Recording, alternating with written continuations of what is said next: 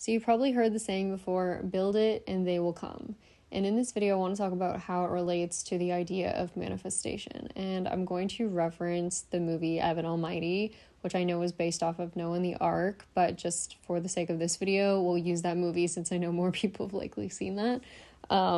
But essentially in that movie, we see that Evan is told to build this ark, and he's told this by God. And he, in the beginning, first off, tries to deny it. He tries not to build this ark, and just no matter what he does, he still seems to have to go about building this ark. And he sees it as pointless. He sees it as it doesn't make any sense. He doesn't get why, because there is no water. Like, there is no rain, right? Like, there's no reason to build an ark. Why would he need to build an ark? This is crazy.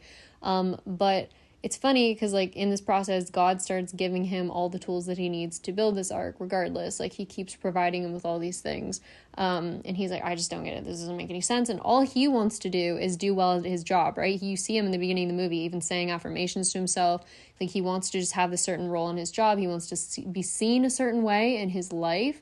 And so he thinks, like, to get there, he has to go about it through this other way of, like, pleasing this guy and this company and basically being this certain type of person to get to where he wants to in life. But it's almost like God has a different plan for him that, again, doesn't really make sense. And he's like, I don't get why I have to do this. I don't get why this is happening to me. Like, this sucks, whatever. And he just keeps trying to do the thing that he thinks is right, but it's not working, right? Anyways, so he starts to build this ark, and all these people think he's absolutely insane. And he's like telling God, like, dude, like, I'm looking crazy, right? Like, I'm building this ark, like, you're telling me to, but everyone else thinks I'm insane. There is no rain. Like, I still look crazy. But the more that he begins to work on this ark, and the more he begins to sort of like invest himself in it, and his kids kind of start to get involved, you see at the beginning too, like, his wife and kids, like, are not on board with it. They also think he's crazy. But then over time, you see that they start to also get on board with it as well, right? And slowly, you know, he believes in himself more. He believes in what he's doing more, even though, again, it still hasn't rained yet, but he's starting to believe in himself more, and he's feeling kind of like this sense of accomplishment from building this ark, and he's building it with his family, right? And it's like, it's powerful this way.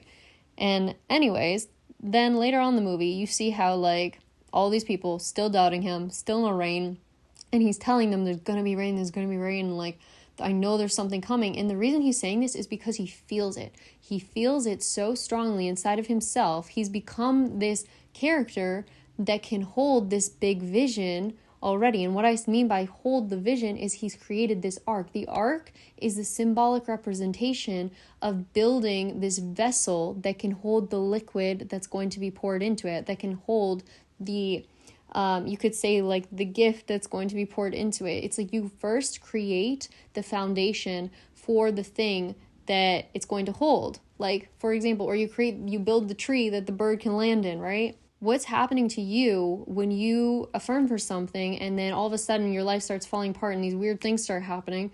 This is you being prepared. Like, you're being molded into the thing, the vessel that can hold the liquid, aka the emotion that's going to come, like the emotion, or you could say the light that's going to be poured into you. So to have something poured into you, you have to dig out other stuff, right? Which is why it looks like an arc, which is why it looks like, you know, it's bent a certain way, which is also, you can think of it like bending reality. You're digging out this spot for something new to come in. You're creating space in your life, which means that you have to empty out other things in your life, which is why he couldn't work at his regular job anymore, right? Things were going wrong for him. He thought this is where he's supposed to be, but to get to that next level in his life that he wants to get to, it wasn't going through that job. It wasn't doing the thing that he thought made logical sense. It was the thing that made no sense at all until it was finally done. Then finally at the end, he was like, oh my gosh, like, I did this for a reason. He's believing in himself even before the thing shows up, right? And then finally, in the movie, as we see, he was right all along, and the water does show up, and it shows up not even in the way that he thinks it, again, logically has to happen. It shows up in a different way from the dam breaking, right? And the funny part about it is he ends up showing up this boss guy, even in a way that he had no idea how it was going to happen. Like, it happened completely different than he thought it was going to happen, but he ended up winning in the end regardless, because all along, the path that he was being taken down, even though it made no sense, like, that was his path. He just had to trust it.